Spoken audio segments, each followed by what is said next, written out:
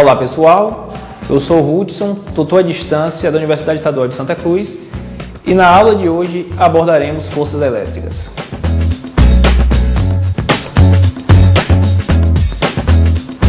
Na aula de hoje falaremos sobre a lei de Coulomb. Aprenderemos a determinar a força entre partículas portadoras de cargas de mesmos sinais e partículas portadoras de carga de sinais diferentes. Além disso, aprenderemos a determinar o módulo da força elétrica. Força elétrica, também conhecida como lei de Coulomb. As interações entre as partículas portadoras de cargas, que comumente chamamos de cargas elétricas, produzem entre si forças elétricas.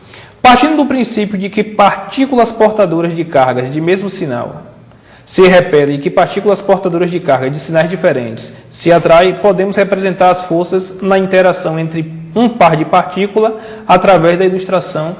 Percebam que, quando nós temos partículas portadoras de carga de mesmo sinal, que a partir de agora vou chamar de cargas de mesmo sinal, no caso 2 prótons ou 2 elétrons, as forças são de afastamento. Quando nós temos um próton e um elétron, as forças são de atração. Através de processos experimentais, Coulomb conseguiu chegar na seguinte equação. A força elétrica é igual a constante K vezes o módulo da carga 1 vezes o módulo da carga 2, dividido pela separação entre as cargas, que aqui nós estamos chamando de R, que é a distância entre elas, e elevado ao quadrado. Então, da equação nós temos que FE representa a força elétrica, e como todo tipo de força tem como unidade padrão no sistema internacional, o N, que representa Newton. K é a constante eletrostática no vácuo, que no sistema internacional de unidades é dada em Newton vezes metro ao quadrado dividido por Coulomb ao quadrado. A constante eletrostática em um determinado meio descreve a facilidade ou dificuldade com que as partículas portadoras de carga interagem entre si. Quanto maior o valor da constante, maior a interação entre as partículas. Veja alguns valores listados na tabela. Então, aqui vocês podem perceber que um dos maiores valores assumidos para a constante K se dá no vácuo. Então, a interação no vácuo ela acontece de maneira mais satisfatória entre essas partículas do que, por exemplo, a interação no meio em que a substância é a glicerina. K pode ser determinado através da seguinte equação. K é igual a 1 sobre 4π ε0, onde ε0 representa a permissividade no vácuo, cujo valor é igual a 8,85 vezes 10 a menos 12 Coulomb ao quadrado dividido por Newton vezes metro ao quadrado. E adotamos π igual a 3,14. Então, substituindo o valor de ε0 na equação citada e o valor de π, podemos chegar ao valor de K, que no vácuo corresponde a 9 vezes 10 a nona Newton vezes metro ao quadrado dividido por Coulomb ao quadrado.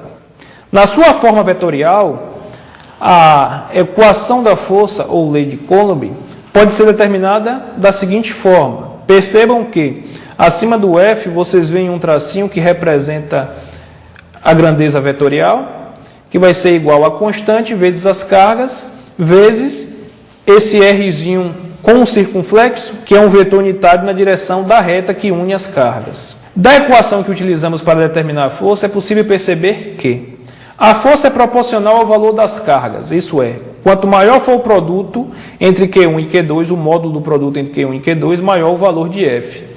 A força é inversamente proporcional ao quadrado da distância de separação entre as cargas. Isto é, maior a distância entre Q1 e Q2, menor o valor da interação entre elas, isso é, menor a força. Vamos ver agora a resolução de uma das questões do capítulo 1 do módulo, a questão 7. Esse exercício informa o seguinte. Duas pequenas esferas condutoras de massa m estão suspensas por fios de seda de comprimento L e possuem a mesma carga Q, como é mostrado na figura. Considerando que o ângulo θ é tão pequeno que a tangente de θ possa ser substituída por seno de θ, letra A.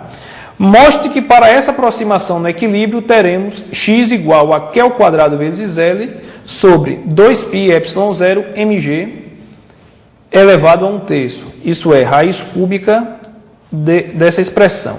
Letra B, sendo L igual a 120 centímetros e a massa igual a 10 gramas e a distância de separação entre as cargas igual a 5 centímetros, quanto vale Q? quanto vale cada carga. Então aqui nós temos a resolução. Percebam que existe uma representação vetorial das forças que atuam sobre a carga.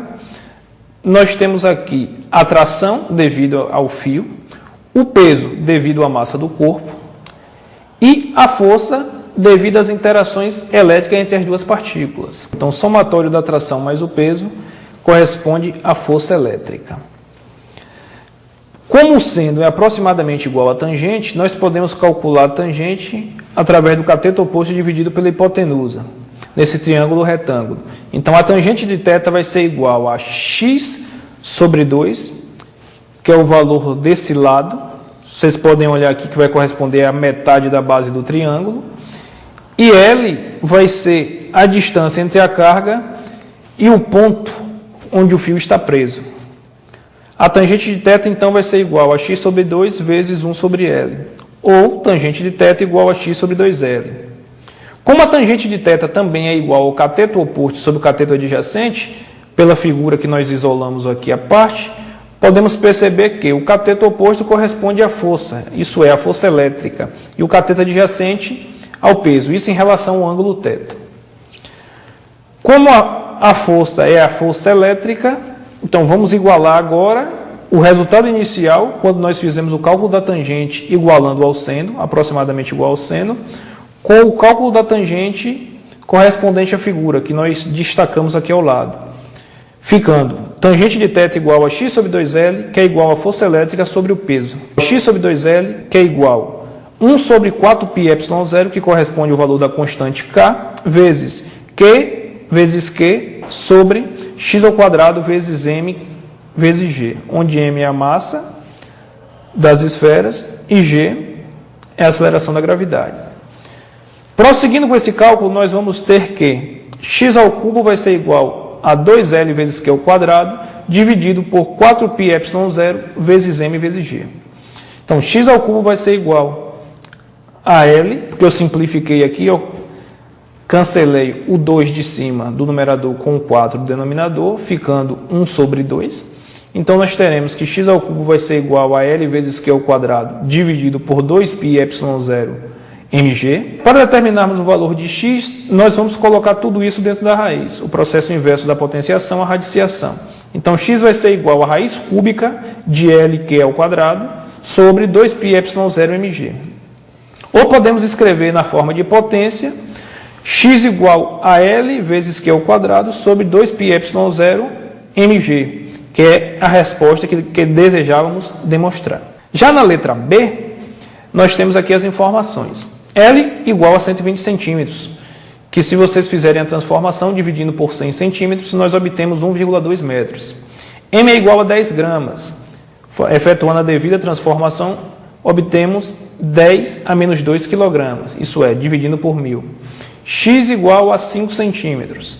Então, dividindo por 100, nós temos 5 vezes 10 a menos 2 metros.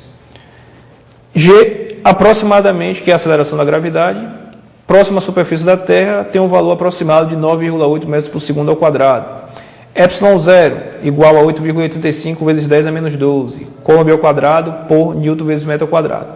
E Q é o valor das cargas que nós desejamos determinar. Da expressão obtida na letra A, nós temos que x ao cubo é igual a L vezes Q ao quadrado sobre 2πε0 mg. Para determinarmos o valor de Q, nós teremos que o Q será igual a mais ou menos raiz quadrada de 2πε0 mg x ao cubo sobre L.